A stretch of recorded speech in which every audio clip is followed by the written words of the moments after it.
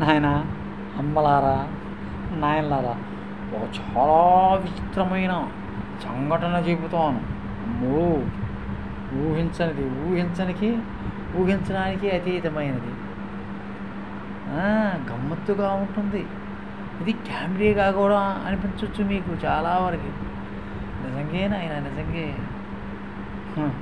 మా ఇంటి పక్కన ఒక ఆయన మేకలు కాయటానికి వెళ్ళాడు కొండకి. నేను కూడా సరదాగా వస్తారా అన్న.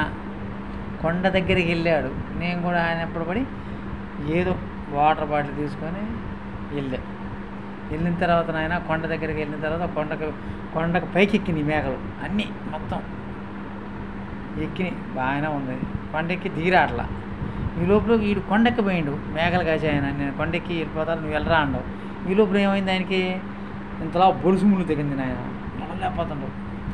అయ్యో రామా రామా, ఏమిటి ఈ బాధ రా నాయన నాకు. వీడెంపట రాకుండా పోయేది, నన్ను వీడు కొండెక్కమంటారు నాకు బాధగా ఉందని తలకాయ ఉంచుకున్నాను. వాడు నన్ను మొదలేసిండు, ఏడుస్తున్నాడు. వాడు బాధ భరించలేకపోయా. దేవుడా, నాకు ఏంట్రా ఈ కర్మ, మరి వీళ్ళు సాయం చేయాలి, మరి నేను కొండెక్కాలి, నాకు ఈ కొండెక్కటం రాదు అనుకున్నాను నేను. వాడు కొండెక్కలేకపోతున్నాడు. ముళ్ళు గుచ్చుకుందిగా ఎంత బొలుసు ముళ్ళు, అది రాట్లే ఎరగబడి. అది ఎట్టొకట్టాక అతి కష్టం మీద తీసిన రక్తం కారుతుంది. అలా కాలు కూడా మోపలేకపోతున్నాడు, చెప్పుల మీద కూడా. ఏం చేయాలి, పరిస్థితి ఏంటి నాయన చెప్పండి సార్. ఏమి చేసేది నాయన. కింద మోకాళ్ళ మీద కూర్చొని దండం పెట్టుకున్నది. దేవుడికి, నాయన నేను ఎట్లా ఎక్కించురా నాయన అనుకుంటే దేవుడు వెంటనే, నేనుండా, నీకు ఎందుకు ఎక్కువ కొండెక్కు, నేను చూసుకుంటాను నాయన. చూడు నాయన, ఇక నాకు భలే ఉత్సాహమైంది. చకచకా కొండెక్కాను నాయన, చకచక. ముళ్ళు గిల్లు, కోతలు గితలు, పాములు గీములు, విషజంతువులు ఏం చూడాల. ఎక్కిపోయా పైకి. ఎక్కే మేకలు కిందకి దొరికొచ్చా.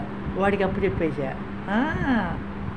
వాడు ఆశ్చర్యపోయి పిత్తరస్తున్నాడు. ఏనాడు మేకలు కాయలేదు కదరా నువ్వు, ఇలా కొండెక్కి అలా దిగి వచ్చావు మేకలను తోలుకొని, ఎంత గొప్పవాడురా.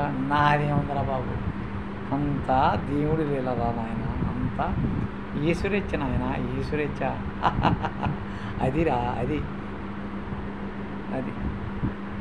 నమ్మకం ఉంటే మనిషి, ధైర్యం ఉంటే, పట్టుదల ఉంటే ఏ పని అయినా చేయొచ్చు, ఏదైనా సాధించవచ్చు. మనిషికి సాధ్యం కానిది ఏదీ లేదు. అదే మిత్రమా, గుర్తుంచుకోండి. సెల్యూర్. ఇక నేను ఉంటాను. హాయ్.